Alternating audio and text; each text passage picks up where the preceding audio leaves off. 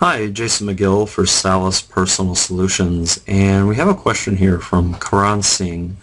How can you have a positive attitude when you're lost, and what is your answer when people are laughing at you? First of all, I'm truly sorry if you're currently feeling this way. It can be extremely hard to overcome feelings of knowing what to do with ourselves, especially if compounded by a lack of support from family or friends.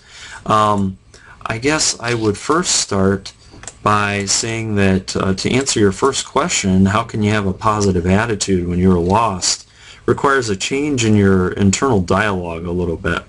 This really is an existential question on par with, like, what is the meaning of life, okay?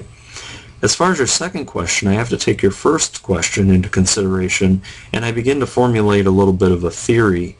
I'm guessing that you're feeling depressed, or at the very least are very insecure and suffer from a low self-esteem due to maybe lack of clearly defined goals or career aspirations or something like that. I'm guessing that you may be exaggerating the idea of people laughing at you, okay? When we're not feeling good about ourselves, it can certainly feel as though others are having a laugh at our expense, when the reality can be something totally different. Otto Rank, Austrian psychoanalyst and one of Sigmund Freud's mentees and close colleagues, talked about life anxiety.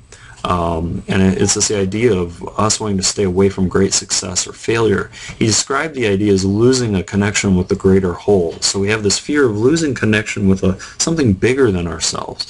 Whether through success or failure, the idea is that as human beings we actually get terrified of standing out from everyone else. So when we're feeling lost, looking through the existential lens, we're dealing with the limitation of possibilities, meaning that we're forced to challenge our notions of being special, take personal responsibility for our actions and choices, and stop relying on or believing in an ultimate rescuer. And that can place a lot of us in a state of, I don't know what to do with my life. So that may require some in-depth soul searching on your part. First, I'd recommend that you make sure you're feeling really good about yourself, okay? Take strides to improve self-esteem or manage depression. Constantly try new things to discover new interests and things you might be good at. Not only are you proving to yourself that you can tackle new challenges, but you're learning new skills too. And that really goes a long way to help us feel more secure about ourselves, all right? Now, as far as people laughing at you, I'm not in your shoes, and maybe you do have people laughing at you, but if that's the case, I suggest limiting contact with them as much as possible until you can constructively confront them. Let them know how they've hurt you by saying what they're saying and doing what they're doing. Chances are they're a person that doesn't feel that great about themselves either, and they use this tactic to try to make themselves feel better, but at your expense.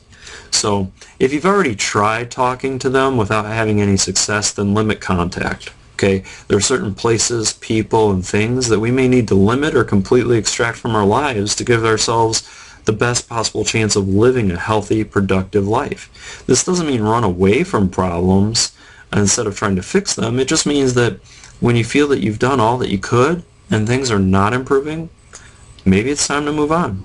For more information, please visit my website at www.salispersonalsolutions.com. Thanks for listening. Bye.